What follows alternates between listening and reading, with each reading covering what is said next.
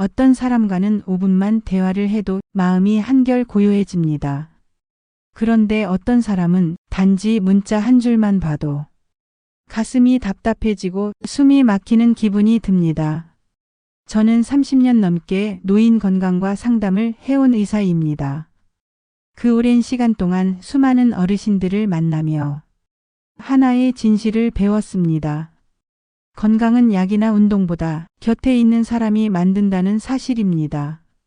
나이가 들수록 관계는 줄어들고 곁에 남는 사람은 몇 되지 않습니다. 그런데 그 몇 안 되는 사람 때문에 삶이 힘들어진다면 그건 참 안타까운 일입니다. 혹시 지금 떠오르는 얼굴 있으신가요? 그 사람과 계속 관계를 이어가야 할지 아니면 거리를 두는 게 맞는지 헷갈리는 분들이라면 이 영상을 끝까지 보시길 추천드립니다. 단순한 감정 문제가 아니라 지금 당신의 마음 건강과 앞으로의 삶 전체와 연결된 이야기니까요. 오늘 이야기 들으시면 내가 왜 자꾸 지치고 이유 없이 우울한지를 분명하게 알게 되실 겁니다. 영상을 끝까지 보시면 지금 관계에서 어떤 선택이 필요한지도 감이 잡히실 거예요.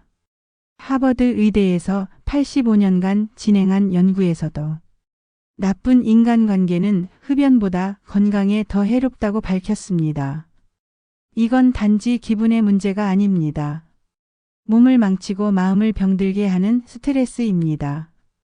그래서 오늘은 나이 들수록 반드시 멀리해야 할 사람의 특징 5가지를 의사로서 그리고 어르신들의 인생을 지켜본 사람으로서 분명하게 말씀드리려 합니다. 누구와 함께 사느냐가 당신의 남은 10년 건강을 결정할 수 있기 때문입니다. 이 영상은 누군가를 미워하라는 게 아닙니다. 내가 더 지혜롭고 덜 아프게 살기 위해 어떤 관계는 멀어져도 괜찮다는 걸 말씀드리고 싶었습니다. 그럼 지금부터 시작합니다. 첫 번째, 늘 남의 흉을 보는 사람입니다. 진료실에 오신 70대 여성분이 이런 말씀을 하셨어요. 그분이랑은 처음엔 말이 잘 통해서 좋았어요. 동네 이야기, 자식 이야기. 근데요, 나중에 만나고 오면 이상하게 기분이 가라앉더라고요. 심지어 그분 문자만 와도 숨이 턱 막히는 기분이 들어요. 처음엔 소소한 수다처럼 느껴지지만 그 말 속엔 부정적인 기운이 담겨 있습니다. 사람을 평가하고 험담하는 말은 듣는 사람에게도 스트레스를 줍니다. 그게 반복되면 나도 모르게 사람을 의심하게 되고 관계가 피곤하게 느껴집니다. 무심코 들었던 이야기들이 내 감정과 생각을 조금씩 어둡게 만드는 거죠. 말이 가벼워 보여도 마음은 무겁게 만듭니다. 하지만 문제는 그 다음입니다. 자기도 모르게 사람을 조심하게 되고 상대의 진심을 의심하게 되며 나도 언젠가 그 이야기의 대상이 될 수 있다는 불안이 생깁니다. 그 불신은 단지 마음의 문제가 아닙니다. 사람을 경계하게 되면 관계에 에너지를 쓰게 되고 그 긴장이 계속되면 몸까지 지치게 됩니다. 말은 공기처럼 흘러가지만 그 말이 남긴 감정은 내 안에 머뭅니다. 험담을 자주 접하면 우리 내는 세상은 위험하고 사람은 믿을 수 없다는 전제를 쌓아갑니다. 그리고 그 생각은 행동으로 이어집니다. 사람을 멀리하게 되고 관계 맺기를 두려워하게 됩니다. 결국 내가 상처받을까 봐 먼저 단절을 선택하게 되는 거죠. 하지만 인간은 관계 안에서 회복되는 존재입니다. 관계를 믿지 못하게 되는 순간 삶의 활력도 함께 줄어듭니다. 말수가 적더라도 내 마음이 편안해지는 사람, 그 사람이 건강한 사람입니다. 험담은 재미로 끝나지 않습니다. 그 말의 끝에는 늘 불신과 고립이 기다리고 있습니다. 두 번째, 항상 피해자처럼 말하는 사람입니다. 처음엔 그 사람 이야기가 안쓰럽게 느껴집니다. 나만 늘 손해보는 것 같아. 사람은 믿을 게 못 돼. 나는 진짜 늘 외롭고 억울해. 이런 말들을 반복해서 듣다 보면 처음엔 위로해주고 싶고 그래도 나는 들어줄 수 있어서 다행이다라고 생각하게 됩니다. 하지만 진료실에 자주 오시는 60대 남성분은 이런 이야기를 들은 뒤 자신도 모르게 감정이 바닥까지 가라앉는 경험을 하셨다고 말씀하셨습니다. 그분 얘기를 듣고 나면 괜히 나까지 기운이 빠져요. 자기 일인데 내가 다 짊어진 기분이에요. 이게 반복되면 어떻게 될까요? 그 사람을 만나기 전부터 부담이 생기고 대화 중에도 긴장이 쌓입니다. 말은 듣고 있지만 머릿속에선 이걸 어떻게 반응해야 하지? 또 어떤 이야기를 할까? 하는 피로가 계속됩니다. 심리학에서는 이런 상태를 감정전이라고 부릅니다. 상대가 느끼는 억울함, 무기력, 불만 같은 감정이 그대로 내 마음속으로 들어와서 내 감정처럼 느껴지는 현상입니다. 문제는 그 감정들이 쌓이면 내가 진짜 느껴야 할 감정이 희미해진다는 겁니다. 다른 사람의 고통에만 반응하다 보면 정작 내 마음은 돌보지 못한 채 무뎌지게 됩니다. 그리고 어느 순간 그 사람을 도와주는 관계가 아니라 소모되는 관계로 느끼게 되죠. 환자분은 이렇게 말씀하셨어요. 그 친구가 자꾸 힘든 얘기만 하니까 솔직히 만나기 전에 핑계대고 피하고 싶을 때가 있어요. 근데 또 그걸 말하면 상처받을까봐 못하겠고요. 그래서 결국 그 관계는 계속 이어지지만 속으로는 점점 피폐해지고 있었다고 하셨어요. 피해자처럼 말하는 사람의 공통점은 내면의 책임은 회피하고 감정의 무게만 상대에게 넘긴다는 것입니다. 이때 중요한 건 그 사람을 돕느냐 아니면 그 사람의 감정에 끌려다니고 있느냐를 분명히 구분하는 겁니다.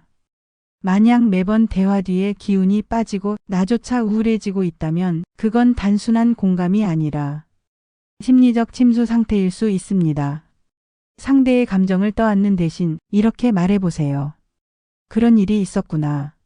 그런데 그 얘기를 듣고 나니까 나도 좀 힘드네. 혹시 요즘 좋은 일은 없었어? 이런 질문은 감정의 방향을 바꾸는 작은 출구가 됩니다. 상대가 계속 어둠만 이야기한다면 그 관계는 나를 밝은 곳으로 데려가지 못합니다. 세 번째, 내 감정을 무시하는 사람입니다. 그 정도 가지고 왜 그래? 그런 말에 상처받을 일이야. 그건 내가 너무 예민해서 그래. 이런 말을 들을 때 우리는 순간 움찔합니다. 그리고 내가 너무 과민하게 반응했나 하는 생각이 들죠. 하지만 이건 단지 말투의 문제가 아닙니다. 감정을 존중하지 않는 태도가 관계에서 반복되면 상대의 기준이 나의 기준을 덮어버리는 결과로 이어집니다. 진료실에 오신 60대 여성분은 남편과의 대화를 이렇게 설명하셨어요. 속상하다고 말하면 꼭 이렇게 말해요. 그게 왜 속상해? 난 이해가 안 가. 이젠 그냥 말 안 해요. 말해봤자 나만 이상한 사람 되니까요. 처음에는 나를 이해 못하는구나 하고 넘깁니다. 하지만 그게 쌓이면 내 감정은 틀렸다는 결론에 이르게 됩니다. 그리고 감정을 표현하지 않게 되고 그 결과 그 관계 안에서 나는 점점 사라지게 됩니다. 문제는 이런 말들이 대화에서 한두 번 나오는 게 아니라 반복될수록 내 감정의 기준을 흐리게 만든다는 점입니다. 나는 그렇게까지 기분 나쁘지 않아라는 상대의 기준이 내가 예민한 걸까? 라는 자기 검열로 바뀌는 순간 그건 이미 건강하지 않은 관계입니다. 한 70대 남성분은 자녀와의 관계에서 이렇게 말씀하셨어요. 내가 무슨 말을 하면 아들이 꼭 그래요. 아버지는 또 그 얘기 하시네. 너무 예민하게 받아들이시는 거 아니에요. 그 말 들으면 그냥 말을 말자 싶어요. 내가 말할 자격이 없어진 것 같아서요. 감정을 무시당하면 결국 표현할 통로가 막힙니다. 그리고 그 막힌 감정은 고스란히 몸에 축적됩니다. 수면 장애, 소화불량, 불면, 이유 없는 무기력. 이런 증상들이 감정을 억눌러 온 사람에게 흔히 나타나는 문제입니다. 우리는 누구나 존중받고 싶습니다. 그 존중의 시작은 내 감정이 그대로 받아들여지는 경험입니다. 정답을 주려 하지 않고 내가 느끼는 감정을 있는 그대로 들어주는 사람. 그런 사람이 곁에 있을 때 마음이 비로소 회복됩니다. 상대가 나를 아낀다고 하면서도 내 감정을 자주 무시하거나 그건 별일 아니야라고 자르듯 말한다면 그건 내 마음을 자꾸 꺾는 관계일 수 있습니다. 감정이 틀렸다고 말하는 사람보다 그 감정을 이해하려는 사람이 내 삶에 있어야 할 사람입니다. 네 번째, 사과하지 않는 사람입니다. 사과는 짧은 말이지만 그 한마디로 관계는 다시 이어질 수도 있고 반대로 평생의 거리감이 생기기도 합니다. 하지만 어떤 사람은 사과를 절대 하지 않습니다. 자신의 말이나 행동이 상처가 되었을지조차 돌아보지 않죠. 오히려 상대가 예민하다고 탓하는 경우도 많습니다. 진료실에 함께 오신 70대 부부의 상담 사례가 기억납니다. 아내분이 이런 말씀을 하셨어요. 결혼한 지 40년이 넘었는데 남편 입에서 미안하다는 말을 한 번도 들어본 적이 없어요. 제가 서운하다고 하면 그걸 가지고 뭘 그렇게 예민하게 굴어?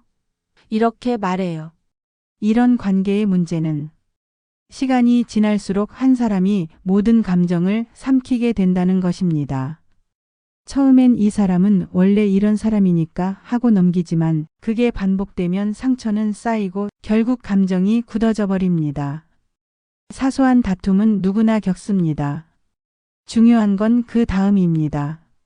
감정을 회복할 수 있는 사과라는 다리가 있느냐 없느냐에 따라 관계의 미래는 완전히 달라집니다. 진료실에 오신 60대 남성분도 비슷한 경험을 이야기하셨습니다. 동생이랑 한번 다퉜는데 제가 먼저 손 내밀지 않으면 그 놈은 절대 먼저 연락 안 해요. 잘못한 것도 분명한데 꼭 제가 오버한 것처럼 만들어버리죠. 이런 사람은 갈등 상황에서도 자신을 돌아보지 않고 상대를 탓하거나 그냥 모른 척 넘깁니다. 그리고 반복된 무사과의 태도는 결국 신뢰를 갉아먹습니다. 사과는 단지 말이 아닙니다. 당신의 감정을 인정한다는 신호이자 우리 관계가 중요하다는 표현입니다. 그런데 그 말이 사라진 관계는 감정을 인정받지 못한 채 고립되고 상대와의 거리는 점점 멀어집니다. 특히 가까운 관계일수록 사과는 더욱 중요합니다.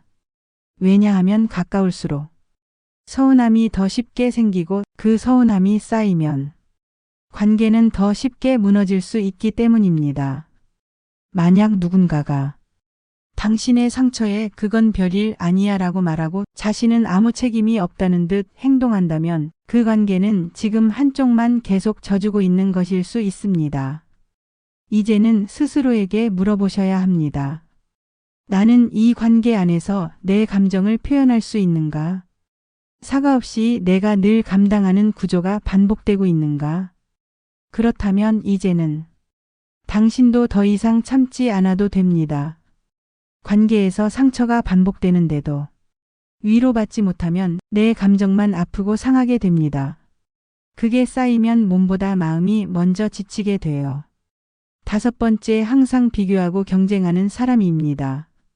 진료실에 오신 60대 여성분이 이런 말씀을 하셨습니다.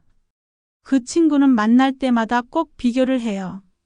너희는 아직 손주 소식 없지? 우리 딸은 벌써 2아이 키우느라 정신없다니까.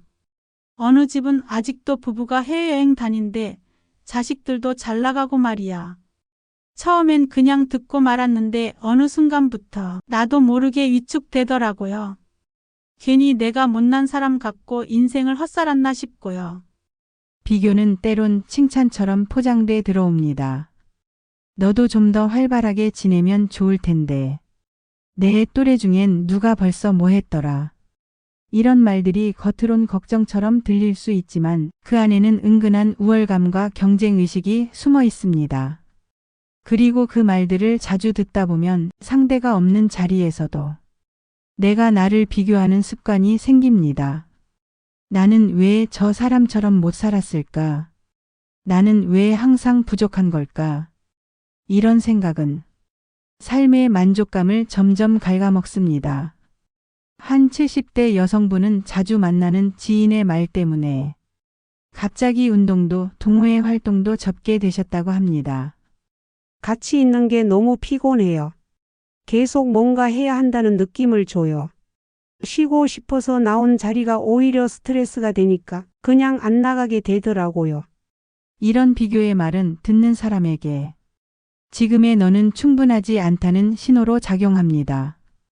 그 사람은 좋은 의도로 말을 던졌을 수도 있지만 그 말이 내 마음에 어떤 흔적을 남기는지는 오롯이 내가 느끼는 몫입니다.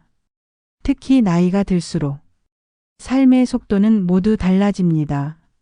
누군가는 여유롭게 시간을 보내고 누군가는 가족을 돌보고 누군가는 자기만의 시간을 보내며 행복을 찾습니다. 중요한 건 내 삶을 기준 삼는 능력입니다. 누군가의 기준에 자꾸 휘둘리게 되면 내 삶의 중심은 자꾸 흔들립니다. 관계도 마찬가지입니다. 함께 있을 때 위축되는 사람, 대화 후에 자꾸 나를 작게 만드는 사람, 그 관계는 분명 점검이 필요합니다. 내가 내 속도로 걷고 있는데 계속해서 옆에서 누군가가 왜 그렇게 느려? 더 빨리 가야지라고 말한다면 그 길은 내가 원하는 길이 아닐 수 있습니다. 지금 내 곁에 있는 사람이 내 속도를 기다려주는 사람인지 아니면 내 속도를 바꾸려 드는 사람인지를 잘 살펴보세요. 비교는 위로가 아닙니다. 비교는 감정을 해치는 말입니다. 사람은 사람으로 인해 다치지만 사람으로 인해 회복되기도 합니다. 지금 곁에 있는 사람이 당신을 긴장시키고 상처 주고 자꾸 감정을 억누르게 만든다면 그 관계는 당신의 몸과 마음에 서서히 독이 될 수 있습니다. 이 영상을 만든 이유는 누구를 미워하라는 게 아닙니다. 내가 더 지혜롭고 덜 아프게 살기 위해 때로는 어떤 관계와는 거리를 두는 것도 자연스럽고 필요한 선택이라는 걸 말씀드리고 싶었습니다. 이제는 당신이 자신의 감정, 자신의 에너지, 그리고 남은 삶을 위해 누구를 곁에 둘 것인가를 진지하게 선택하셔야 할 때입니다. 혹시 지금 떠오르는 사람과의 관계가 고민되시나요? 그렇다면 스스로에게 이렇게 물어보세요. 이 관계를 이어가면 내가 더 건강해질까 아니면 지쳐갈까? 관계를 끊는 게 두렵다면 일단 거리를 두는 것으로도 충분합니다.